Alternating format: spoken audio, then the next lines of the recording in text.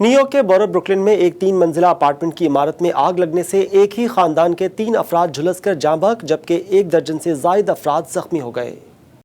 New York के बोरो Brooklyn के crown Heights में एक 3 मंजिला अपार्टमेंट की इमारत में अचानक आग भड़क उठी, जिसके नतीजे में एक ही खानदान के 3 अफराद झुलसकर जाँ बहक जबकि 1 दर्जन से जायद अफराद जख्मी हो गए।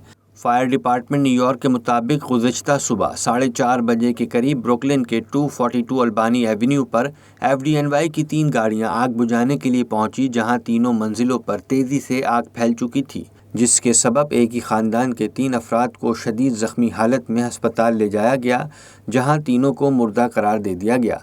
फायर हुकाम का कहना है कि बड़े पैमाने पर आग लगने से कम 14 दीगर अफराद ज़ख्मी हुए हैं।